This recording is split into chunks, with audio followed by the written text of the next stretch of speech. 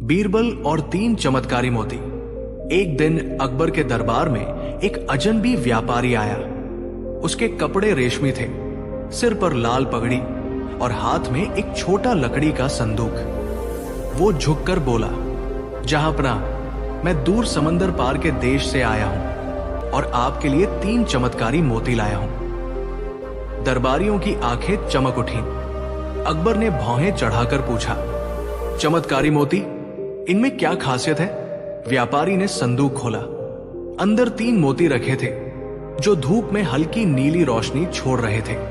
उसने कहा, पहला मोती, जो इसे धारण करेगा उसे हर सवाल का सही जवाब तुरंत मिलेगा। दूसरा मोती, जो इसे रखेगा उसका दुश्मन कभी उसका बाल भी बांका नहीं कर सकेगा। तीसरा मोती, जो इसे पहनेगा उसे अमीर बनाने का रास्ता खुद ब खुद मिल जाएगा। दरबार में हलचल मच गई। मंत्री, सेनापति, कवि सभी इन मोतियों को पाने की लालसा में थे। अकबर ने कहा, अगर ये सच में चमत्कारी है तो हमें इन्हें परखना होगा। और इन्हें परखेगा हमारा चतुर बीरबल। बीरबल ने हंसकर कहा, हुजूर, मैं इन्हें परखूंगा, लेकिन शर्त यह है कि इन तीनों मोतियों को 7 दिन तक मैं रखूंगा और 7 दिन बाद आपको नतीजा दूंगा। बीरबल ने पहला मोती जेब में रखा और बाजार की ओर निकल पड़े। रास्ते में एक बच्चा रोते हुए मिला। बच्चे ने पूछा, चाचा, आसमान नीला क्यों होता है? बीरबल के दिमाग में अचानक साफ साफ जवाब आया, क्योंकि हवा में मौजूद कण सूरज की नीली किरणों को ज्यादा बिखेरते हैं। बीरबल चौंक गए। ये जवाब उन्हें तुरंत कैसे मिला? दिन भर वे अलग अलग लोगों से अजीब सवाल पूछते और पलक झपकते ही सही जवाब उनके दिमाग में आ जाता। उन्होंने सोचा, वाह, ये तो सच में कमाल है। अगले दिन बीरबल ने दूसरा मोती जेब में रखा। उन्होंने अपनी पुरानी चालाकी आजमाने के लिए शहर के सबसे खतरनाक डाकुओं वाले इलाके में कदम रखा। डाकुओं ने उन्हें घेरा, लेकिन अचानक उनके हाथ कांपने लगे और उन्होंने बीरबल को सलाम करके जाने दिया। बीरबल हंसते हुए सोचने लगे, ये मोती तो सच में जान बचाने वाला है। तीसरे दिन उन्होंने तीसरा मोती रखा और बाजार में घूमने लगे। अचानक एक व्यापारी ने आकर कहा, मुझे लगता है आप वही व्यक्ति हैं जिसकी मुझे तलाश थी। उसने बीरबल को बिना वजह 5 सोने के सिक्के दिए और कहा, ये तो बस शुरुआत है। दिन भर में किसी ने कपड़े तो किसी ने मिठाई मुफ्त में दी। शाम होते होते बीरबल के पास काफी धन हो गया। तीनों मोतियों की शक्ति देखकर बीरबल खुश तो थे, लेकिन उनके चतुर दिमाग में सवाल उठा, इतने चमत्कारी मोती ये व्यापारी बेच क्यों रहा है? खुद रखकर अमीर और सुरक्षित क्यों नहीं हो गया? उन्होंने तय किया कि इन मोतियों का असली राज पता लगाना ही होगा। बीरबल ने एक भिखारी का भेष बनाया और व्यापारी के पीछे पीछे लगे। व्यापारी बंदरगाह की ओर गया और वहां एक नाव में बैठकर किसी अजनबी से मिला। बीरबल ने सुना, ध्यान रहे, 7 दिन बाद मोतियों का असर खत्म हो जाएगा और जो इन्हें पहनेगा उसकी किस्मत उल्टी हो जाएगी। बीरबल के कान खड़े हो गए। असली चाल तो अब समझ आई। बीरबल ने तय किया कि इन मोतियों का खेल अकबर और पूरे दरबार के सामने खोलना है, ताकि व्यापारी की धोखाधड़ी साबित हो। उन्होंने मोतियों के नकली रूप तैयार करवाए जो बिल्कुल असली जैसे दिखते थे। 7वें दिन बीरबल मोती लेकर दरबार पहुंचे। अकबर ने पूछा, तो बीरबल, क्या यह चमत्कारी है? बीरबल ने कहा, हुजूर, ये मोती सचमुच चमत्कारी है, लेकिन सिर्फ 7 दिन के लिए। 7वें दिन इनका असर खत्म होकर उल्टा असर शुरू हो जाता है। उन्होंने पूरी कहानी सुनाई, कैसे उन्होंने व्यापारी की बातें सुनी और कैसे वो लोगों को धोखा देकर अमीर बन रहा था। अकबर ने व्यापारी को सख्त सजा दी और उसका सारा माल जब्त कर लिया। बीरबल ने कहा, जहांपना, असली चमत्कार मोतियों में नहीं, इंसान की समझ में होता है। अगर दिमाग सही चले तो बिना मोती के भी जीवन चमत्कारी हो सकता है। मोरल, चमत्कार पर नहीं, अपनी समझ और मेहनत पर भरोसा करें। नकली वादों के पीछे भागने वाला हमेशा नुकसान उठाता है। अकबर का आदेश, एक हफ्ते में चांद से मुलाकात। एक रात अकबर ने सपना देखा कि वो चांद पर बैठे चाय पी रहे हैं और पास में सितारे उन्हें जलेबी खिला रहे हैं। सुबह उठे तो सपने की मिठास अभी भी उनके चेहरे पर थी। दरबार में पहुंचकर उन्होंने शरारती अंदाज में कहा, बीरबल, मैंने कल रात चांद से मुलाकात की। अब मैं चाहता हूं कि असल में भी उससे मिलूं, और वो भी सिर्फ 7 दिनों में। पूरा दरबार सन्न। हुजूर, ये कैसे संभव है? किसी ने धीमे से कहा। अकबर ने मुस्कुराकर कहा, और ये काम तुम्हें करना है बीरबल। दरबारियों की हंसी और ताने। बीरबल के विरोधी मंत्री मन ही मन खिल उठे। अब तो बीरबल भी फंस गया। 7 दिन में चांद से मुलाकात? राजा साहब का हुक्म है, मना तो कर नहीं सकता। बीरबल ने बिना घबराए कहा, हुजूर, मैं आपके आदेश का पालन करूंगा, लेकिन आपको एक वादा करना होगा। चांद से मिलने के बाद आप उसे वही तोहफा देंगे जो मैं सुझाऊंगा। अकबर ने हंसकर हामी भर दी, पक्का। घर लौटते ही बीरबल ने अपनी पत्नी को आदेश दिया कि पूरे शहर में यह खबर फैलाई जाए। बीरबल साहब एक अनोखी सीढ़ी बना रहे हैं जो सीधा चांद तक जाएगी। बच्चे, बूढ़े, जवान, हर कोई ये अजीब खबर सुनकर उत्साहित हो गया। बाजार, चौपाल, नदी किनारे, हर जगह बस यही चर्चा थी। दूसरे दिन बीरबल ने अपने आंगन में एक विशाल बास की संरचना बनवानी शुरू की। गांव वाले जिज्ञासा से काम में मदद करने लगे। कोई लकड़ी लाता, कोई रस्सी, कोई लोहे के कील। बीरबल बस मुस्कुराकर नोट करता।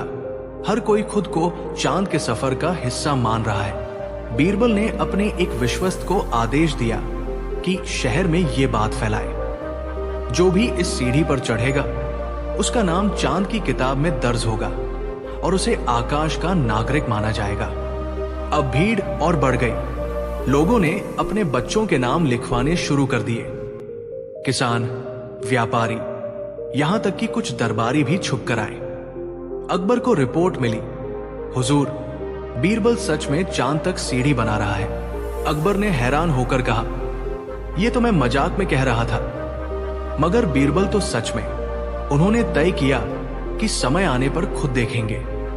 बीरबल ने रात को पूरे शहर में दिए जलवाए और सीढ़ी के सबसे ऊंचे हिस्से पर चढ़कर चांद की तरफ हाथ हिलाने लगे।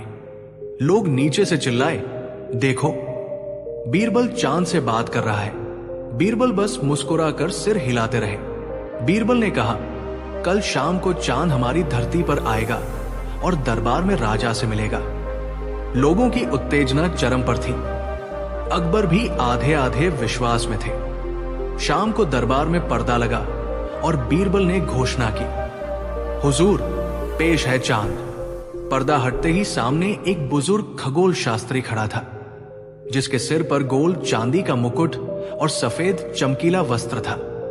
वो प्रकाश में ऐसे चमक रहा था मानो सच में चांद हो।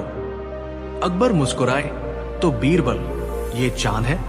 बीरबल ने कहा, हुजूर, 7 दिन में असल चांद पर जाना असंभव है, लेकिन मैंने आपको चांद का सबसे बड़ा जानकार और प्रतिनिधि लाकर दिया है। इसके माध्यम से आप चांद से मुलाकात कर सकते हैं। अकबर ने वादा निभाते हुए पूछा, चांद को क्या तोहफा दूं? बीरबल ने कहा, हुजूर, इस विद्वान को राजकीय खगोल शास्त्री बना दीजिए, ताकि हमारे लोग चांद और तारों का असली ज्ञान पा सके। अकबर प्रभावित हुए। वाह बीरबल, तुमने न सिर्फ मेरे आदेश को निभाया, बल्कि इसे ज्ञान बांटने का अवसर बना दिया। मोरल, असंभव आदेश को चतुराई और रचनात्मकता से संभव बनाया जा सकता है। मकसद सिर्फ आदेश पूरा करना नहीं, बल्कि उससे समाज का भला करना होना चाहिए। जब बीरबल ने पत्तों से बनाई सोने की किताब। एक दिन अकबर अपने बगीचे में टहल रहे थे। वो ताजा हवा में आम के पेड़ की छाव में बैठकर दरबारियों से बातें कर रहे थे। अचानक एक दरबारी, जिसका नाम था रतनलाल, अकड़ कर बोला, जहांपना, हमारे देश में तो इतने सोने चांदी के खजाने हैं कि अगर चाहें तो सोने की किताबें भी बना सकते हैं। अकबर ने हंसते हुए कहा, सोने की किताब? और क्या उसमें अक्षर भी सोने के होंगे? रतनलाल ने झुककर कहा, हुजूर, ये कोई कठिन काम नहीं, बस हुक्म हो तो। तभी पास में खड़े बीरबल मुस्कुरा दिए। अकबर ने उनकी मुस्कान पकड़ ली। बीरबल, लगता है तुम्हारे मन में कोई योजना है। बीरबल बोले, जहां पनाह, सोने की किताब मैं भी बना सकता हूं, लेकिन कागज या धातु से नहीं, पत्तों से। अकबर की भौहें चढ़ी और होठों पर हंसी आ गई। पत्तों से सोने की किताब, वो भी असली सोने जैसी? अगर बना दी तो इनाम, और अगर न बना पाए तो? बीरबल ने कहा, तो जो सजा चाहे दे दीजिए। अकबर ने आदेश दिया, 7 दिन में दरबार में पेश करो पत्तों से बनी सोने की किताब। दरबारियों की चुगली और ताने। बीरबल के विरोधी मंत्री खुश हो गए। अब तो बीरबल गया काम से। पत्ते कभी सोने के हो सकते हैं? कुछ तो मन ही मन योजना बनाने लगे कि 7 दिन बाद कैसे बीरबल का मजाक उड़ाएंगे। बीरबल अपने घर लौटे और बगीचे में टहलने लगे। पतझड़ के मौसम में सूखे पत्ते जमीन पर गिरे थे। उन्होंने एक पत्ता उठाकर ध्यान से देखा। उस पर धूप पड़ रही थी और सुनहरी आभा झलक रही थी। उनके दिमाग में बिजली सी कौंधी, अगर पत्तों को सही तरह से सजाकर और उनमें ज्ञान के मोती भरकर पेश किया जाए तो ये सोने की किताब बन सकती है। बीरबल ने शहर और गांवों में घूम घूम कर बच्चों, किसानों और बुजुर्गों से कहानियां, कहावतें और लोकगीत लिखवाए। वो कागज पर नहीं, बल्कि बड़े बड़े पीपल और आम के पत्तों पर सुंदर अक्षरों में लिखवाते। कुछ पत्तों को हल्दी पानी में डुबोकर सुखाते ताकि उनका रंग सुनहरा लगे। उन्होंने शहर के कुशल कारीगर बुलाए। सोने के रंग का प्राकृतिक लेप हल्दी, केसर और चमकदार गोंद से पत्तों पर लगाया गया। अब वो पत्ते सच में दूर से चमकते थे, जैसे असली सोने के हों। बीरबल ने बच्चों की कविताएं, किसानों के खेती के गुर, बुजुर्गों की जीवन सीख और महिलाओं के पारंपरिक नुस्खे सब पत्तों पर लिखवाए। धीरे धीरे पत्तों का ढेर इतना हो गया कि उससे एक मोटी किताब बनाई जा सके। बीरबल ने रात में अकेले किताब पलटकर देखी। हर पत्ता एक नई कहानी, एक नया सबक दे रहा था। ये किताब सच में सोने की है, क्योंकि इसका ज्ञान अमूल्य है। उन्होंने मन ही मन सोचा। बीरबल ने दरबार में खबर भिजवाई, कल बीरबल असली सोने की किताब लेकर आएंगे, जो दुनिया में अद्वितीय होगी। अब सभी दरबारी बेसब्र थे कि देखना ये किताब कैसी होगी। अगले दिन बीरबल ने बड़े सम्मान से एक लाल मखमली कपड़े में लिपटी किताब दरबार में पेश की। अकबर ने कपड़ा हटाया। सामने पत्तों से बनी सुनहरी आभा बिखेरती किताब थी। अकबर ने हैरानी से पूछा, ये सच में पत्तों से बनी है? बीरबल बोले, जी हुजूर, लेकिन इसका मूल्य सोने से भी ज्यादा है। उन्होंने किताब खोली और पढ़ना शुरू किया। पहले पत्ते पर था, सच्चा धन वो है जो ज्ञान के रूप में हो। दूसरे पत्ते पर, जो मेहनत करता है वो सोना नहीं तो क्या है? सच का खुलासा। अकबर मुस्कुराए, तो ये है तुम्हारी सोने की किताब। पत्ते तो पेड़ के हैं, लेकिन अंदर का ज्ञान अमूल्य है। बीरबल ने झुककर कहा, जहां पनाह, असली सोना धातु में नहीं, विचारों में होता है। ये किताब लोगों के जीवन को बदल सकती है, इसलिए ये किसी भी खजाने से बढ़कर है। सारे दरबारी चुप हो गए, यहां तक कि विरोधी मंत्री भी। अकबर ने किताब को अपने निजी खजाने में रखवा दिया और घोषणा की, आज से इस किताब की प्रतिलिपि पूरे राज्य में बांटी जाएगी, ताकि हर घर में ज्ञान का सोना चमके। मोरल, धन केवल सोने चांदी में नहीं, बल्कि ज्ञान और विचारों में होता है। जो व्यक्ति अपने ज्ञान को बांटता है वही असली अमीर है। जब बीरबल ने हवा से भर दी सोने की थैली, वसंत का मौसम था। महल के बाग में फूल खिले थे, महक फैली थी और दरबारियों के चेहरे पर भी एक खास चमक थी, क्योंकि अकबर आज बड़े खुश नजर आ रहे थे। सुबह उन्होंने शिकार से लौटते समय बाजार में हल्की बातचीत सुनी थी। एक सुनार और एक मस्खरा बहस कर रहे थे। क्या कभी हवा की थैली भी सोने की हो सकती है? अरे पागल हो क्या? हवा में सोना कहां से आएगा? अकबर को यह बात बड़ी अजीब और दिलचस्प लगी। दरबार में पहुंचते ही उन्होंने निश्चय कर लिया कि इस पर खेल खेला जाए। अकबर का आदेश। अकबर ने गद्दी पर बैठते ही कहा, आज मैं अपने प्रिय बीरबल को एक अनोखा काम देता हूं। बीरबल, तुम्हें सिर्फ 3 दिन में हवा से भरकर एक सोने की थैली बनानी है। दरबार में सन्नाटा। सभी दरबारी एक दूसरे को देख रहे थे। ये कैसे मुमकिन है? दरबारियों की चुगली और शर्तें। विरोधी मंत्री अब्दुल मियां के चेहरे पर मुस्कान फैल गई। हुजूर, इस बार तो बीरबल भी गच्चा खाएंगे। हवा तो हाथ में भी नहीं रुकती, थैली में कहां रुकेगी? कई दरबारी तो मन ही मन सजा का इंतजार करने लगे। अब तो बीरबल की छुट्टी पक्की है। अकबर ने गंभीर स्वर में कहा, अगर काम कर दिया तो इनाम, वरना जो सजा मैं दूंगा उसे स्वीकार करना होगा। बीरबल मुस्कुराकर बोले, जहांपनाह, हुक्म सर आंखों पर। घर लौटते हुए बीरबल के मन में कई विचार आ रहे थे। हवा को थैली में भरना तो आसान है, लेकिन अकबर को मानना है कि यह सोने की थैली है। उन्हें पता था कि अकबर सिर्फ जादू नहीं, बुद्धि का खेल देखना चाहते हैं। उन्होंने सोचा, अगर हवा की थैली का मतलब सिर्फ हवा नहीं, बल्कि ऐसा कुछ हो जो हवा से जुड़ा हो और अमूल्य साबित हो, तब बात बनेगी। बीरबल ने शहर में घूमना शुरू किया।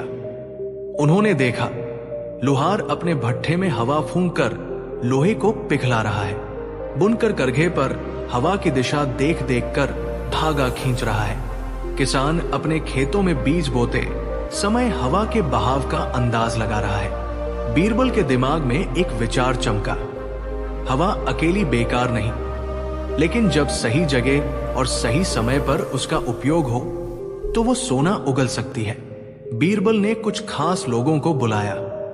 एक दर्जी, एक कारीगर, 2 किसान और शहर का सबसे अच्छा पतंग बनाने वाला। उन्होंने मिलकर एक बड़ी सुंदर थैली तैयार की जो रेशम और सुनहरे धागे से बुनी थी। थैली हल्की थी, लेकिन अंदर कुछ खास बंदोबस्त था। वो हवा को पकड़कर एक तरह की संगीत जैसी सरसराहट पैदा करती थी। 3 दिन बाद बीरबल दरबार में पहुंचे। हाथ में वही सुंदर थैली थी। अकबर ने पूछा, तो यह है हवा से भरी सोने की थैली? बीरबल ने कहा, जी हुजूर। अकबर ने थैली खोली, अंदर सिर्फ हवा। सारे दरबारी हंसने लगे। अब्दुल मियां बोला, हुजूर देखिए, सिर्फ हवा है, सोना कहां? बीरबल ने मुस्कुराकर कहा, जहांपनाह, ये हवा व्यर्थ नहीं, इसे अभी आजमा लीजिए। उन्होंने 2 किसानों को इशारा किया। किसानों ने थैली से निकली हवा का उपयोग करके खेतों में बीज उड़ाए। हवा ने उन्हें बराबर फैला दिया। बीरबल बोले, ये बीज कुछ महीनों में फसल बनेंगे और फसल बिककर सोना लाएंगे। फिर उन्होंने पतंगबाज को बुलाया। पतंग उड़ाकर भीड़ इकट्ठा हुई। पतंगबाज ने वहीं अपने पतंग बेचे और मुट्ठी भर सोना कमाया।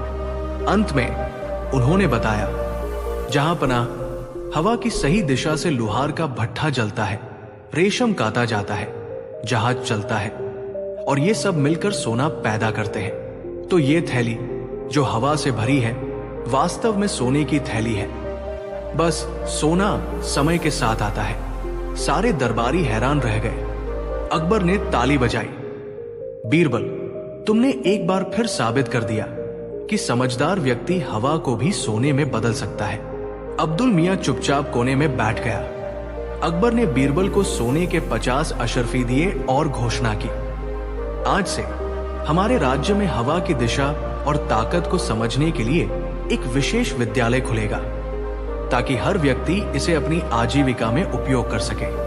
मोरल, संसाधन चाहे कितने भी साधारण हो, अगर उनका सही समय और सही तरीके से उपयोग किया जाए तो वो भी अमूल्य बन जाते हैं। जब अकबर ने बीरबल को एक दिन में 100 दोस्त बनाने का आदेश दिया। एक सुहानी सुबह अकबर अपने बगीचे में टहल रहे थे। मोर नाच रहे थे, गुलाब की खुशबू हवा में घुली थी। और पक्षियों की चहचहाट माहौल को मीठा बना रही थी। अकबर के चेहरे पर एक शरारती मुस्कान थी, जैसे आज वो किसी को उलझाने वाले हों। दरबार लगते ही उन्होंने अपनी ऊंची गद्दी से कहा, आज मैं एक नया आदेश सुनाता हूं। बीरबल, तुम्हें सिर्फ एक दिन में 100 दोस्त बनाने होंगे। पूरा दरबार ठहाके से गूंज उठा। हुजूर, दोस्ती कोई सामान है जो बाजार से खरीद लूं? बीरबल ने मुस्कुराकर कहा। अकबर बोले, नहीं बीरबल, असली दोस्त जो तुम्हारे लिए कुछ भी करने को तैयार हो। बीरबल के विरोधी मंत्री मन ही मन खुश हो गए। अब तो बीरबल फंस गया। एक दिन में 100 दोस्त? असंभव। अकबर ने और शर्त रखी, अगर कल सूरज ढलने तक तुम्हारे 100 दोस्त नहीं बने तो तुम्हें दरबार से एक महीने के लिए बाहर रहना होगा। बीरबल ने बिना झिझक हामी भर दी। हुजूर, आदेश सिर आंखों पर। बीरबल ने दरबार से निकलते ही अपने नौकर को बुलाया और कहा, शहर में खबर फैलाओ, बीरबल को कल अपने धन का आधा हिस्सा किसी को भी देने का आदेश मिला है। कुछ ही घंटों में यह खबर पूरे शहर में फैल गई। बाजार, गलियां, चौपाल, हर जगह लोग बातें करने लगे। क्या सच में बीरबल अपना धन बांटेंगे? हाँ, और सुनने में आया है कि सोने चांदी में देंगे। शहर में भीड़ और नए दोस्त। अगली सुबह बीरबल अपने दरवाजे पर खड़े हुए तो सामने सैकड़ों लोग इकट्ठा थे। हर कोई मुस्कुराकर, मिठास से बातें करके, हाथ जोड़कर दोस्ती जताने आया था। बीरबल भाई, आप तो हमारे पुराने यार हैं। अरे बीरबल जी, याद है हम बचपन में साथ खेलते थे? बीरबल एक एक का नाम लिखवाने लगे। दोपहर तक उनके पास 100 से ज्यादा नाम हो गए। शाम होते ही बीरबल 100 लोगों को लेकर दरबार पहुंचे। अकबर ने पूछा, ये सब तुम्हारे दोस्त हैं? बीरबल ने कहा, जी हुजूर, ये सब मेरी दोस्ती की कसम खाकर कहेंगे कि मैं उनका सबसे अच्छा मित्र हूं। अकबर ने मुस्कुराकर कहा, अच्छा, तो अब सुनो, असली परीक्षा यही है कि क्या ये दोस्त तुम्हारे लिए अपना कुछ त्याग सकते हैं। अकबर ने ऐलान किया। बीरबल पर अचानक भारी कर लगाया गया है। उनके पास धन नहीं है, इसलिए उन्हें अपने दोस्तों से मदद लेनी होगी। बीरबल ने अपने दोस्तों की ओर देखा और बोला, मित्रों, थोड़े थोड़े सिक्के उधार दे दो ताकि मेरा कर भर सके। भीड़ में सन्नाटा छा गया। किसी ने जेब टटोली और कहा, माफ करना बीरबल भाई, इस वक्त पैसे नहीं हैं। दूसरा बोला, अभी तो घर में बीमार हूं, बाद में दूंगा। तीसरा तो बिना कुछ कहे चुपचाप निकल गया। कुछ ही मिनटों में 100 में से 98 लोग भाग खड़े हुए। सिर्फ 2 लोग रह गए, एक गरीब बढ़ी और एक बुजुर्ग शिक्षक, जो सच में बीरबल को अपना दोस्त मानते थे। अकबर ठहाका लगाकर हंस पड़े। तो बीरबल, एक दिन में 100 दोस्त बनाने का दावा कहा गया? बीरबल ने झुककर कहा, जहांपना, मैंने आज आपको और दरबार को सिखा दिया कि दिखावटी दोस्त तो एक दिन में मिल सकते हैं, लेकिन सच्चे दोस्त वही होते हैं जो मुसीबत में भी साथ खड़े रहें।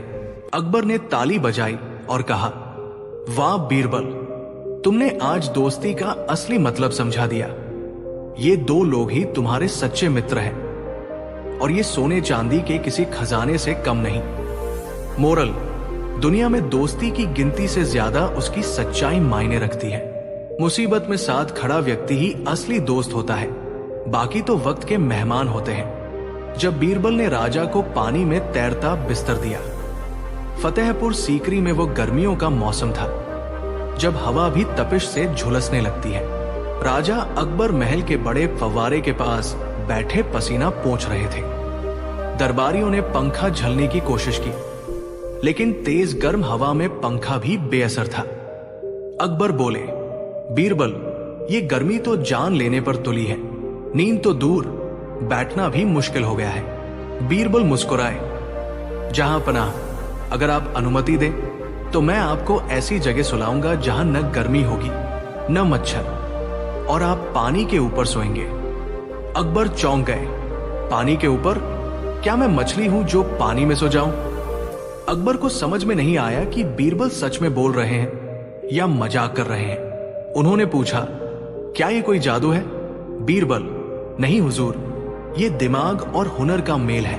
अकबर, ठीक है, मैं देखना चाहता हूं कि तुम मुझे पानी के ऊपर कैसे सुलाते हो। बीरबल अगले दिन कुछ कारीगरों के साथ दरबार में पहुंचे। साथ में बांस, मोटी लकड़ियां, रस्सी, सूखे नारियल के छिलके और कुछ कपड़े थे। दरबारियों को लगा शायद कोई नाव बन रही है। बीरबल ने काम शुरू किया। पहले बांस और लकड़ी से चौकोर फ्रेम बनाया, नीचे नारियल के छिलके और लकड़ी के तख्ते लगाए, ऊपर रस्सियों से मजबूत बुनाई की, जिस पर मोटा मुलायम गद्दा बिछाया। सब हैरान थे, यह कोई बिस्तर था, लेकिन नीचे की तरफ नाव जैसा तैरने का इंतजाम था। शाम को महल के बड़े तालाब में वो बिस्तर धीरे धीरे उतारा गया। पानी में उतारते ही बिस्तर डगमगाया, लेकिन पलटा नहीं। ऊपर मोटा गद्दा और मच्छरदानी लगा दी गई। बीरबल ने अकबर से कहा, हुजूर, आइए और खुद अनुभव कीजिए। अकबर पहले थोड़ा डरते डरते चढ़े। बिस्तर हल्का सा हिला, फिर स्थिर हो गया। हवा तालाब के ऊपर से बह रही थी।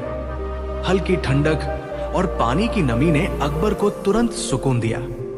अकबर, वाह, ये तो सच में जन्नत जैसा एहसास है। बीरबल, हुजूर, आप बिना चिंता यहां सो सकते हैं। ये बिस्तर पानी पर तैरता रहेगा और मच्छरदानी आपको परेशान नहीं होने देगी। दरबार में कई लोग चुपके से कह रहे थे, देखो, बीरबल ने राजा का दिल फिर जीत लिया। अगर राजा रोज इस बिस्तर पर सोएंगे तो हमारी कोई सुनवाई नहीं होगी। एक मंत्री ने तो सोच लिया कि अगर बिस्तर में थोड़ी खामी निकाल दी जाए तो राजा का भरोसा बीरबल से हट जाएगा। अगले दिन रात को वही मंत्री चुपके से तालाब में पहुंचा। उसने बिस्तर के एक बांस की गांठ खोल दी ताकि बिस्तर डगमगाकर राजा को डरा दे। लेकिन बीरबल को पहले से शक था। उन्होंने बिस्तर में दोहरी सुरक्षा कर रखी थी। अगर एक बांस ढीला हो जाए तो भी बिस्तर न डूबे। सुबह अकबर ने सोते सोते बिस्तर में हल्की डगमगाहट महसूस की। उन्होंने बीरबल को बुलाया। बीरबल ने बिस्तर की जांच की और तुरंत समझ गए कि किसी ने छेड़छाड़ की है। उन्होंने कहा, जहांपनाह, यह बिस्तर की गलती नहीं बल्कि वफादारी की परीक्षा है। लगता है कोई आपको असुविधा में देखना चाहता है। अकबर, तुरंत पता लगाओ कौन है। बीरबल ने चालाकी से सबको बिस्तर पर चढ़ने को कहा। जब वही मंत्री चढ़ा तो बिस्तर फिर डगमगाया, क्योंकि उसने छेड़छाड़ की जगह पहचान ली और नजर बचाकर वही पैर रखा। अकबर ने तुरंत समझ लिया कि वही दोषी है। अकबर ने मंत्री को सजा दी और बीरबल की तारीफ करते हुए बोले, तुमने न केवल मुझे पानी पर आरामदायक नींद दी, बल्कि यह भी दिखा दिया कि ठंडक पाने से ज्यादा जरूरी है सतर्क रहना। बीरबल, जहांपनाह, चाहे सिंहासन हो या पानी का बिस्तर, स्थिरता सिर्फ सही संतुलन और सही लोगों के सहारे रहती है। मोरल, आराम तभी सुरक्षित है जब उसके आसपास ईमानदारी और सतर्कता हो। बाहरी सुख से ज्यादा सही संगति और सुरक्षा जरूरी है। जब बीरबल ने धूल से बनाए हीरे। एक दिन बादशाह अकबर अपने शाही बगीचे में टहल रहे थे। हवा में ठंडक थी, आकाश साफ था, लेकिन अकबर के मन में एक शरारती ख्याल कौंध रहा था। दरअसल उन्होंने सुबह सुबह एक विदेशी यात्री को कहते सुना था, मेरे देश में तो जादूगर धूल से हीरे बना देता है। बस बादशाह को यही बात चुभ गई। अगर उनके देश में धूल से हीरे बन सकते हैं तो मेरे दरबार में क्यों नहीं? उन्होंने मन ही मन ठान लिया। उसी दिन दरबार में अकबर ने गंभीर आवाज में कहा, आज मैं एक अजीब आदेश सुनाने वाला हूं। सारे मंत्री और दरबारी चौंक कर उनकी ओर देखने लगे। अकबर का आदेश, धूल से हीरे बनाओ। अकबर ने कहा, मेरे दरबार में कई ज्ञानी, व्यापारी और चतुर लोग हैं। मैं चाहता हूं कि कोई मुझे एक महीने के भीतर धूल से हीरे बनाकर दिखाए। अगर ऐसा नहीं हुआ तो उसे दरबार से निकाल दिया जाएगा। दरबारी दंग रह गए। जहांपनाह, यह कैसे संभव है? एक मंत्री बुदबुदाया, संभव हो या ना हो, मुझे चाहिए। अकबर ने मुस्कुराकर कहा और फिर बोले, और ये काम बीरबल करेगा। बीरबल को आदेश सुनकर पहले तो हंसी आई, मगर उन्होंने अपने चेहरे पर गंभीरता बनाए रखी। हुजूर, 1 महीना बहुत है, मैं तो ये काम 7 दिन में कर सकता हूं। उन्होंने धीमे स्वर में कहा। पूरा दरबार हक्का बक्का रह गया। बीरबल के विरोधी मंत्रियों को मौका मिल गया। देखना, इस बार बीरबल की चाल नहीं चलेगी। धूल से हीरे बनाना तो नामुमकिन है। हाँ, और अगर वो असफल हुआ तो दरबार से बाहर। दरबार में कानाफूसी शुरू हो गई। बीरबल ने आदेश मिलते ही शहर में ऐलान करवा दिया, जो भी व्यक्ति अपनी पुरानी, बेकार, धूल भरी वस्तुएं लाएगा, बीरबल उन्हें कीमती बना देगा। लोग जिज्ञासा में आ गए। कोई टूटा हुआ घड़ा लाया, कोई पुराना बर्तन, कोई फटा हुआ कपड़ा। सब पर धूल की मोटी परत थी। बीरबल ने सब सामान अपने हवेली में इकट्ठा किया और कहा, अब इसे मत छेड़ना, अगले आदेश तक यही रहेगा। बीरबल ने अपने आंगन में एक बड़ा लकड़ी का कमरा बनवाया, जिसके अंदर न कोई झांक सकता था, न जा सकता था। उन्होंने घोषणा की, यही धूल से हीरे बनने की प्रक्रिया होगी। लोगों में और कौतूहल बढ़ गया। कुछ सोचने लगे, शायद बीरबल सचमुच कोई जादू जानता है। अकबर को भी जिज्ञासा हुई, तो उन्होंने एक विश्वसनीय सेवक को भेजा। सेवक रात में कमरे के पास गया, लेकिन अंदर से सिर्फ खटरपटर और बीरबल की गुनगुनाहट सुनाई दी। अगले दिन अकबर ने बीरबल से पूछा, क्या सच में हीरे बनने लगे हैं? बीरबल ने मुस्कुराकर कहा, हुजूर, सब्र का फल मीठा और चमकदार होगा। शहर में अफवाह फैल गई। बीरबल ने कमरे में कुछ अजीब बर्तन और औजार मंगवाए हैं। शायद वो धूल को पिघलाकर कुछ बना रहा है। ये सुनकर पुराने सुनार भी हैरान हो गए। एक लालची व्यापारी, जिसे लगा कि बीरबल सचमुच हीरे बना लेगा, रात में चुपके से कमरे में घुस गया। लेकिन वहां सिर्फ धूल के ढेर, पुराने बर्तन और कुछ पिघली हुई कांच जैसी चीजें पड़ी थी। व्यापारी हैरान था। तभी पीछे से बीरबल बोले, क्या तुम मेरे जादू को चुराने आए हो? व्यापारी डर गया। बीरबल ने कहा, अभी भागो मत, तुम्हारा लालच मेरे काम आएगा। बीरबल ने व्यापारी को गोपनीयता की शर्त पर अपने साथ मिला लिया। उन्होंने उससे कहा, तुम्हें बाजार में ये अफवाह फैलानी है कि मैंने आधा काम पूरा कर लिया है और हीरे चमकने लगे हैं। व्यापारी ने लालच में ऐसा ही किया। अब पूरे शहर में चर्चा थी, बीरबल की धूल सच में हीरे बन रही है। बीरबल ने अकबर को बुलाया और कमरे का ताला खोला। अंदर एक मेज पर खूबसूरत, चमकदार चीजें रखी थी। अकबर चौंक गए। ये सच में हीरे जैसे दिख रहे हैं। बीरबल ने कहा, हुजूर, ये असली हीरे नहीं हैं, लेकिन इनकी कीमत हीरे जैसी ही है, क्योंकि लोगों की नजर में ये अनमोल है। बीरबल ने समझाया, हुजूर, मैंने शहर के बेकार, धूल भरे सामान को साफ किया, उसे मरम्मत कर सुंदर बनाया, फिर उन वस्तुओं को बाजार में बेच दिया। इनसे जो धन मिला, उससे असली हीरे खरीदे, जो अब आपके सामने हैं। दरबार में सन्नाटा छा गया। फिर ठहाका गूंज उठा। अकबर ने हंसते हुए कहा, बीरबल, जब बीरबल ने धूल को एक रेखा से हीरे में बदल दिया। गर्मियों का मौसम था। मोरल, दोपहर के समय दरबार का माहौल और थोड़ा बुद्धि का हो गया था। सही सोच धीरे धीरे से बेकार चीज भी बाहर पेड़ों पर कोयल गा रही थी, और अंदर दरबारी आधे जम्हाई लेते लेते भी राजा की ओर देख रहे थे। अकबर को यह सुस्ती बिल्कुल पसंद नहीं आई। उन्होंने सोचा, कुछ खेल किया जाए जिससे सबका दिमाग भी चले और मजा भी आए। अकबर ने अचानक अपनी तलवार से जमीन पर एक सीधी लंबी रेखा खींची। फिर बोले, दरबारियों, ये रेखा मैं छोटा करना चाहता हूं, लेकिन बिना मिटाए और बिना छुए। कोई है जो ये कर सके? सारे दरबारी चौंक गए। बिना मिटाए और बिना छुए रेखा छोटी कैसे होगी? पहला प्रयास, कवि जी। एक कवि आगे बढ़ा और बोला, जहांपना, मैं कविता में इस रेखा का बखान इतना लंबा कर दूंगा कि असल में ये छोटी लगने लगेगी। सारे दरबारी हंसने लगे। अकबर ने कहा, मजाक अच्छा है, पर यह चालाकी नहीं, सिर्फ बातों का खेल है। दूसरा प्रयास मंत्री अब्दुल मियां। अब्दुल मियां ने एक कपड़ा लिया और रेखा के चारों ओर गोल घेरे में रख दिया। हुजूर, अब रेखा छोटी लग रही होगी। अकबर ने कहा, यह सिर्फ नजरिया बदलना है, पर असल में रेखा उतनी ही लंबी है। तीसरा प्रयास सैनिक। एक सैनिक ने पास की मिट्टी से रेखा पर थोड़ा ढेर डालना चाहा। अकबर ने तुरंत रोक दिया। मैंने कहा था, बिना मिटाए और बिना छुए। सैनिक झेम गया। सारे दरबारी हार मानने लगे। तभी बीरबल मुस्कुराते हुए आगे आए। उन्होंने कहा, जहांपनाह, अनुमति हो तो मैं कोशिश करूं। अकबर ने इशारा किया, आगे बढ़ो।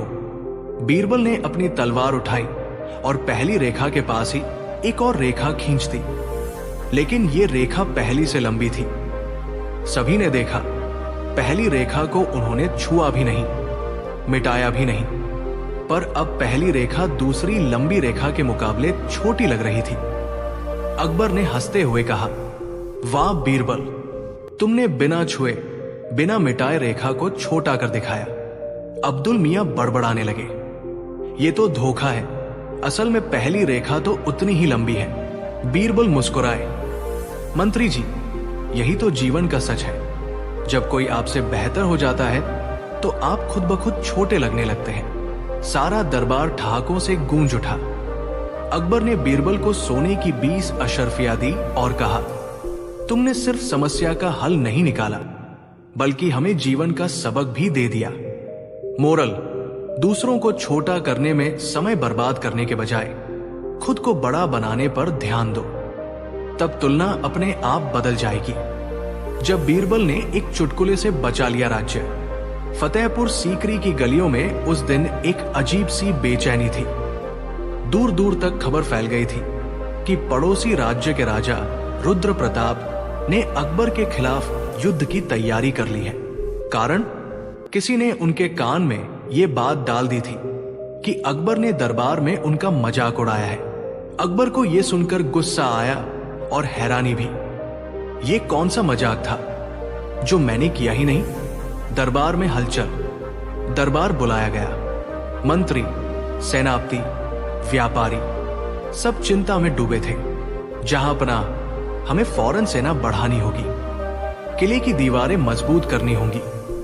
रुद्र प्रताप से सीधे बात मत कीजिए, वो नाराज है। अकबर भौहें चढ़ाकर बोले, क्या मैं किसी को बिना वजह अपमानित करता हूं? सब चुप रहे। बस एक मुस्कुराता चेहरा था, बीरबल। बीरबल बोले, जहांपनाह, युद्ध में जीतना आसान है, लेकिन बिना युद्ध के जीतना असली कला है। अकबर, तो तुम कह रहे हो कि मैं रुद्र प्रताप से मिलने जाऊं? बीरबल, जी नहीं, मैं कह रहा हूं कि मैं खुद जाऊंगा और सिर्फ एक चुटकुले से उनका गुस्सा ठंडा कर दूंगा। दरबार हंस पड़ा। बीरबल, क्या तुम समझते हो कि राजा के गुस्से का इलाज हंसी है? बीरबल, हुजूर, हंसी वह दरवाजा है जो किसी भी बंद दिल को खोल सकती है। 2 दिन बाद बीरबल रुद्र प्रताप के महल पहुंचे। वहां माहौल तना हुआ था। रुद्र प्रताप सिंहासन पर बैठे थे, तलवार पास में, चेहरा लाल। उन्होंने कहा, आ गए अकबर के प्यादे, सुना है तुम्हारे मालिक ने मेरा मजाक उड़ाया है। बीरबल ने नम्रता से कहा, महाराज, अगर आप अनुमति दें तो मैं पहले एक कहानी सुनाऊं, फिर आप खुद तय करें कि क्या अकबर ने सच में आपका अपमान किया।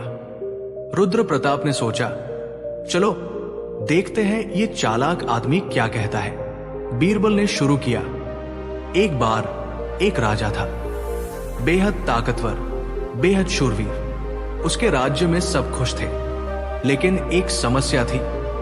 उसका तोता बहुत गुस्सैल था।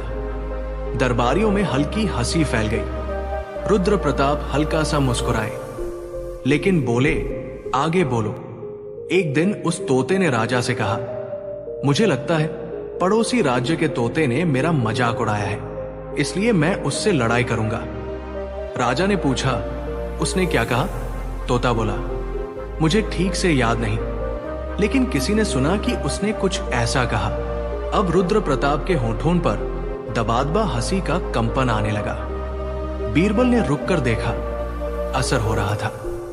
राजा ने तोते से कहा, अगर तुमने खुद सुना नहीं तो लड़ाई क्यों?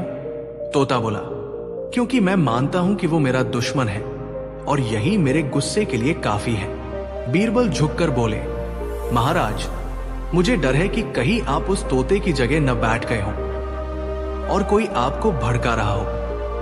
पूरे दरबार में कुछ पल सन्नाटा छा गया। फिर रुद्र प्रताप जोर से हंस पड़े। अरे, तो मैं वो तोता हूं? हाँ हाँ हाँ, बीरबल, तुम कमाल हो। रुद्र प्रताप ने माना कि उन्होंने अकबर से सीधे बात नहीं की थी। असल में उनके एक मंत्री ने निजी दुश्मनी निकालने के लिए झूठ फैलाया था। बीरबल के चुटकुले ने उन्हें एहसास दिलाया कि वे बिना सोचे समझे गुस्से में आ रहे थे। उन्होंने उसी वक्त अपने मंत्री को बुलाकर सच्चाई उगलवाई। फिर बीरबल को सम्मान के साथ अकबर के पास भेजा और साथ में ये संदेश, आपका दोस्त रुद्र प्रताप आपको सलाम कहता है और माफी मांगता है। बीरबल लौटे तो अकबर ने कहा, एक चुटकुले से तुमने युद्ध टाल दिया। बीरबल मुस्कुराए, जहां अपना, जब तलवार चलाने से पहले जुबान चला ली जाए तो खून की जगह हंसी बहती है। उस दिन से अकबर के राज्य में यह कहावत फैल गई, गलतफहमी की गांठ तलवार से नहीं, हंसी से खुलती है। लोग छोटी छोटी बातों पर झगड़ने से पहले मजाक में बात करने लगे और अकबर रुद्र प्रताप की दोस्ती पहले से गहरी हो गई। मोरल, कभी कभी सबसे बड़ी लड़ाइयां तलवार से नहीं, मुस्कान और समझदारी से जीती जाती है। जब बीरबल ने धूप से पका दी, फतेहपुर सीकरी का दरबार उस दिन हल्की फुल्की बातचीत में डूबा था। मौसम गर्म था, लेकिन महल के अंदर ठंडी हवा के लिए बड़े बड़े पंखे झल रहे थे। अकबर आराम से सोने के सिंहासन पर बैठे आम खा रहे थे। खाने के बीच उन्होंने पूछा, बीरबल, ये आम वाकई स्वादिष्ट है, लेकिन सोचो, क्या बिना आग के सिर्फ धूप से खाना पक सकता है? दरबारियों में फुसफुसाहट शुरू हो गई। एक बोला, हुजूर, ये नामुमकिन है। दूसरा बोला, धूप में सिर्फ कपड़े सुखाए जाते हैं, खाना नहीं पकता। अकबर ने सबकी बातें सुनकर हंसते हुए बीरबल से कहा, तुम्हें तो हर नामुमकिन को मुमकिन बनाने का शौक है। अगर तुमने सिर्फ धूप से खाना पका दिया तो तुम्हें इनाम मिलेगा। बीरबल ने हल्की मुस्कान दी, हुजूर, आपकी शर्त मंजूर है, लेकिन जो पकाऊंगा उसे खाकर देखना होगा। अगले दिन बीरबल सुबह सुबह महल के आंगन में पहुंच गए। साथ में लाए एक बड़ा कांच का गोल लेंस, आवर्धक कांच, काले रंग का लोहे का बर्तन, कुछ कच्चा चावल, पानी और ढेर सारे केले। दरबारियों ने हंसते हुए कहा, यह क्या है? धूप से चावल पकेगा? ये तो दिन भर यही बैठे रहेंगे। बीरबल ने जवाब दिया, बस देखिए और सीखिए। बीरबल ने काले बर्तन में पानी और चावल डालकर उसे धूप में रखा। फिर उन्होंने बड़े लेंस से सूर्य की किरणों को बर्तन के एक हिस्से पर केंद्रित किया। कुछ ही मिनटों में पानी में बुलबुले उठने लगे। दरबारी चौंक गए, अरे, ये तो सच में उबल रहा है। लेकिन बीरबल रुके नहीं। उन्होंने केले छीलकर पत्तों पर रखे और धूप में लेंस से फोकस किया। धीरे धीरे केले का रंग बदलने लगा और उसकी खुशबू फैल गई। अकबर खुद देखने आ गए। बीरबल, तुमने तो सच में धूप से खाना पका दिया, लेकिन इसका स्वाद कैसा होगा? बीरबल, हुजूर, स्वाद का फैसला आप ही करेंगे। अकबर ने चावल और केले खाए। चावल नरम और मीठे थे और केले में एक अजीब सा धूप का खुशबूदार स्वाद था।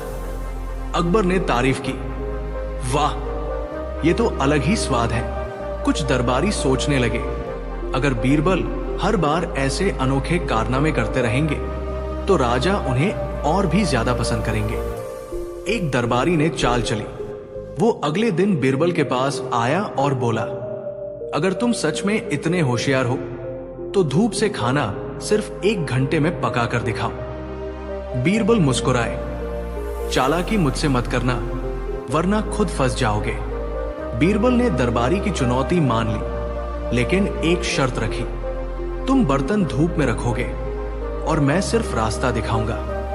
दरबारी ने काले बर्तन में पानी और दाल डाली, लेकिन उसने उसे महल की ऊंची दीवार के पास रख दिया, जहां आधी धूप आती थी।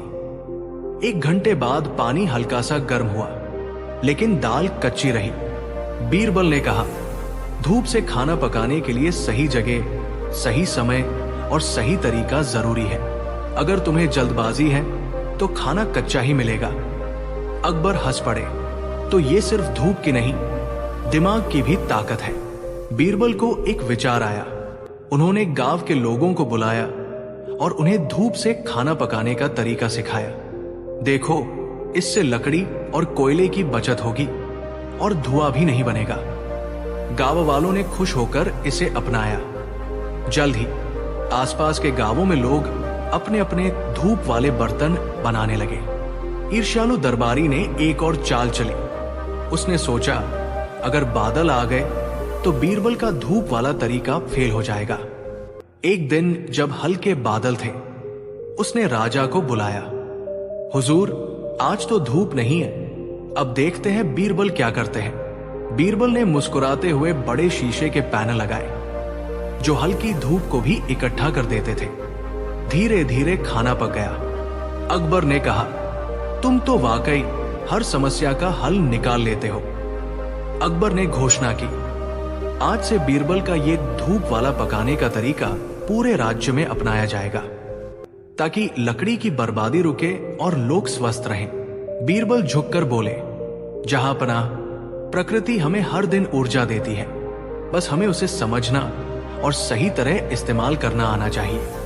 मोरल, संसाधन हमेशा हमारे आसपास होते हैं, लेकिन उन्हें काम में लाने के लिए सही सोच और धैर्य चाहिए।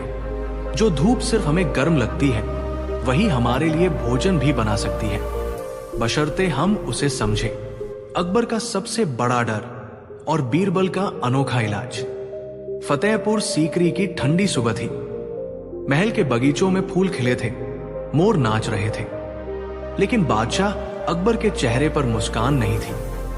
वे अपने निजी कक्ष में बैठे थे, माथे पर चिंता की लकीरें और हाथ में पानी का प्याला कांप रहा था। बीरबल ने अंदर आकर सलाम किया। जहांपनाह, आज सुबह सुबह किस सोच में डूबे हैं? अकबर ने धीमे स्वर में कहा। बीरबल, मुझे एक अजीब डर सताता है। बीरबल ने हैरान होकर पूछा। जहांपनाह, आप तो पूरे हिंदुस्तान के बादशाह हैं, आपको किस बात का डर? अकबर ने गहरी सांस ली। मुझे ऊंचाई का डर है बीरबल। बीरबल चौंक गए। ऊंचाई का डर? अकबर बोले, हाँ, जब भी मैं किले की ऊंची मीनार पर जाता हूं, मेरे पैर कांपने लगते हैं। ऐसा लगता है जैसे गिर जाऊंगा। मैंने कई बार कोशिश की, लेकिन डर जाता हूं। ये कमजोरी मुझे किसी को दिखानी नहीं चाहिए, पर अब ये मुझे परेशान करने लगी है। बीरबल ने थोड़ी देर सोचा और फिर मुस्कुरा दिए। जहांपनाह, अगर आप इजाजत दें तो मैं आपका ये डर हमेशा के लिए दूर कर सकता हूं। अकबर ने आधा डर आधा उत्सुकता से पूछा, कैसे? बीरबल बोले, इलाज अनोखा होगा और थोड़ा मजेदार भी, लेकिन आपको मुझ पर भरोसा करना होगा। अकबर ने हामी भर दी।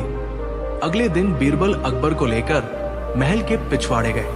वहां सिर्फ 4-5 सीढ़ियों का एक छोटा सा मंच था। बीरबल बोले, जहांपनाह, पहले यहां खड़े हो जाइए। अकबर हंस पड़े। ये तो बच्चों का खेल है, इसमें डर कैसा? बीरबल बोले, आज से हम रोज थोड़ा थोड़ा ऊंचाई बढ़ाएंगे। पहले छोटा डर जीतिए, फिर बड़ा अपने आप जीत जाएगा। पहले दिन छोटा मंच, दूसरे दिन थोड़ी ऊंची बालकनी, तीसरे दिन महल की तीसरी मंजिल। हर दिन बीरबल अकबर को चुटकुले सुनाते ताकि उनका ध्यान डर से हट जाए। एक बार तो अकबर हंसते हंसते ये भी भूल गए कि वे किले की मीनार के आधे रास्ते पर हैं। एक हफ्ते बाद बीरबल अकबर को सबसे ऊंची मीनार की छत पर ले आए। अकबर ने नीचे देखा, थोड़ी घबराहट हुई, लेकिन बीरबल बोले, जहांपनाह, नीचे मत देखिए, ऊपर देखिए। आसमान कितना पास है, सोचिए। ये ऊंचाई आपको डराने नहीं, ताकत देने आई है। अकबर ने गहरी सांस ली और पहली बार बिना कांपे किनारे तक जाकर खड़े हो गए। अकबर ने मुस्कुराकर कहा, बीरबल, मैं अब समझ गया कि डर को हराने का तरीका भागना नहीं, बल्कि धीरे धीरे उसका सामना करना है। बीरबल ने मजाक में कहा, जहां अपना, अब अगर दुश्मन का किला लेना हो तो आप सबसे पहले मीनार पर चढ़ेंगे। दोनों ठहाका मारकर हंस पड़े। मोरल, डर चाहे कितना भी बड़ा हो, उसे हराने का तरीका है एक एक कदम बढ़ाकर उसका सामना करना। बीरबल और अकबर की एक दिन के लिए अदला बदली। दिल्ली का दरबार उस दिन कुछ अलग ही मिजाज में था। सुबह से ही अकबर के चेहरे पर शरारत तैर रही थी और दरबारी भी समझ नहीं पा रहे थे कि बादशाह क्या सोच रहे हैं। अकबर ने अचानक ऊंची आवाज में कहा, दरबारियों, आज मैं सोच रहा हूं क्यों न हम एक दिन के लिए पद बदल लें। मैं मंत्री बन जाऊं और बीरबल बादशाह। पूरा दरबार ठहाकों से गूंज उठा। दरबारी आपस में फुसफुसाने लगे, वाह, मजा आ जाएगा। अब देखेंगे बीरबल बादशाह बनकर क्या करते हैं। बीरबल ने मुस्कुराकर कहा, हुजूर, अगर आप सच में ये करना चाहते हैं तो मैं तैयार हूं, लेकिन याद रहे, मंत्री का काम आसान नहीं है। अकबर हंसते हुए बोले, और बादशाह का काम भी कोई खेल नहीं है। कुछ ही देर में बीरबल को अकबर का शाही ताज पहनाया गया और अकबर को बीरबल की साधारण पगड़ी। अब दरबार में बादशाह की गद्दी पर बीरबल बैठे थे और अकबर मंत्री की जगह खड़े थे। बीरबल, नए बादशाह, ने शाही लहजे में कहा, मंत्री अकबर, आज का पहला काम है, हमारे महल के बाग में मुरझाए फूल क्यों हैं, इसकी जांच करो। अकबर ने मन ही मन सोचा, अरे ये तो बहुत छोटा काम है, मैं तो सोच रहा था कोई बड़ी जिम्मेदारी मिलेगी। दरबार में पहला मामला आया। एक किसान बोला, हुजूर, मेरे पड़ोसी की गाय ने मेरी फसल खा ली। बीरबल ने अकबर की तरफ देखा, मंत्री जी, क्या समाधान है? अकबर ने गंभीर चेहरा बनाकर कहा, गाय को आधी फसल का मुआवजा देना होगा। किसान बोला, हुजूर, गाय तो दूध देती है, फसल नहीं। पूरा दरबार हंस पड़ा। बीरबल ने कहा, देखा मंत्री जी, हर समस्या का हल सोच समझ कर निकालना पड़ता है। फिर उन्होंने निर्णय दिया, गाय के दूध का आधा हिस्सा अगले 6 महीने तक पहले किसान को मिलेगा। किसान खुश होकर चला गया। अब 2 व्यापारी आए।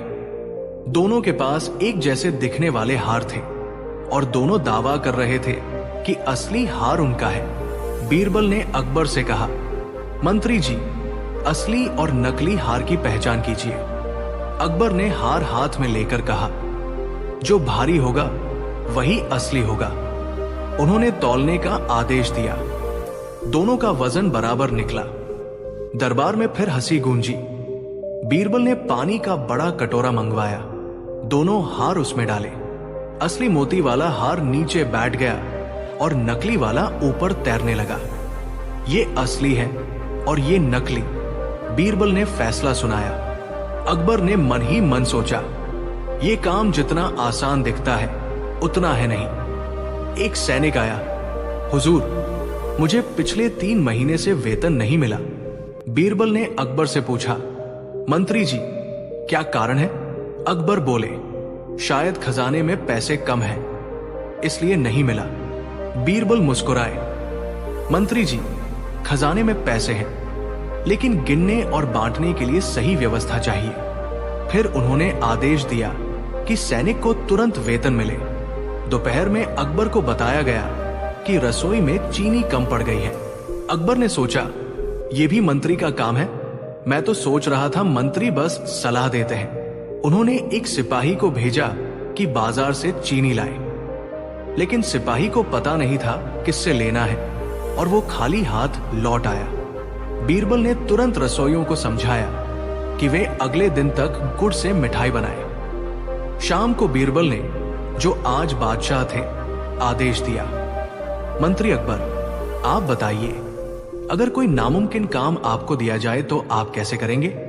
अकबर ने सोचा, फिर बोले, अगर दिमाग हो तो नामुमकिन भी मुमकिन बन सकता है। बीरबल मुस्कुराए। सही कहा हुजूर, आज आपने खुद देख लिया कि मंत्री का काम हर छोटी बड़ी समस्या का हल निकालना है। दिन के अंत में ताज और पगड़ी फिर बदल दी गई।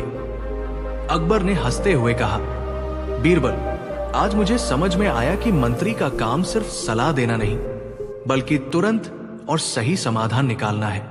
बीरबल ने जवाब दिया, और मुझे भी समझ आया कि बादशाह होना सिर्फ हुक्म चलाना नहीं, बल्कि हर फैसले की जिम्मेदारी लेना है। मोरल सीख, हर पद की अपनी जिम्मेदारियां होती हैं। दूसरों का काम आसान लग सकता है, लेकिन जब खुद करना पड़े तभी उसकी असली कठिनाई समझ आती है। जब बीरबल ने पत्तों से बनाई सोने की किताब, फतेहपुर सीकरी का दरबार हमेशा की तरह भव्य था। दीवारों पर रंग बिरंगे पर्दे, झुमरों की रोशनी में दमकते रत्न और गद्दी पर बैठे महान बादशाह अकबर। लेकिन उस दिन दरबार में एक अजीब सी हलचल थी। अकबर के सामने खड़ा था मीर फैजल, जो दूर के मुल्क से आया एक विद्वान और कारीगर था। उसने हाथ जोड़कर कहा, जहांपनाह, मैंने सुना है कि आपका दरबार बुद्धिमानों से भरा है, खासकर आपका मंत्री बीरबल। लेकिन मैं एक ऐसी चुनौती लाया हूं जिसे शायद वह भी पूरा न कर सके। अकबर ने भौं उठाई। चुनौती? कैसी चुनौती? मीर फैजल मुस्कुराया। एक हफ्ते में मुझे पत्तों से बनी सोने की किताब चाहिए। दरबार में कानाफूसी शुरू हो गई। सोने की किताब तो समझ में आती है, लेकिन पत्तों से? यह तो असंभव लगता है। अकबर ने बीरबल की ओर देखा। बीरबल, क्या तुम ये कर सकते हो? बीरबल शांत स्वर में बोले, हुजूर, अगर आप इजाजत दें तो मैं इसे जरूर करूंगा। अकबर ने कहा, लेकिन ध्यान रहे, यह किताब सचमुच सोने की होनी चाहिए और पत्तों से बनी। समय सिर्फ एक हफ्ता है। दरबार से निकलते समय बीरबल के साथी दरबारी हंस रहे थे। महेशदास ने मजाक उड़ाते हुए कहा, बीरबल, लगता है इस बार तुम फंस गए। पत्ते और सोना, ये तो जैसे पानी और आग। बीरबल ने सिर्फ मुस्कुराकर जवाब दिया, देखते रहो महेशदास, कभी कभी असंभव को संभव बनाने के लिए शब्दों का सही मायना समझना पड़ता है। अगले दिन बीरबल सुबह सुबह शहर से बाहर महल के पास के घने जंगल में पहुंचे। वहां पेड़ों पर ताजे हरे पत्ते लहरा रहे थे। उन्होंने पेड़ों के नीचे बैठे एक बुजुर्ग से पूछा, बाबा, क्या आप जानते हैं कि इन पत्तों से सोना कैसे बनाया जा सकता है? बुजुर्ग मुस्कुराए, बेटा, सोना तो मेहनत और बुद्धि से बनता है। अगर इन पत्तों का सही इस्तेमाल किया जाए तो ये सोना बन सकते हैं। बीरबल की आंखों में चमक आ गई। यही तो मैं सोच रहा था। बीरबल ने मजदूरों को बुलाया और उन्हें जंगल के पत्ते इकट्ठा करने को कहा। फिर उन पत्तों को एक अनोखे तरीके से सुखाया, उनका गूदा निकाला और कागज जैसा पतला पन्ना बनाया। इन पन्नों पर उन्होंने दरबार के सबसे कुशल सुलेखकारों से सोने की स्याही में कहानियां, ज्ञान के श्लोक और इतिहास लिखवाए।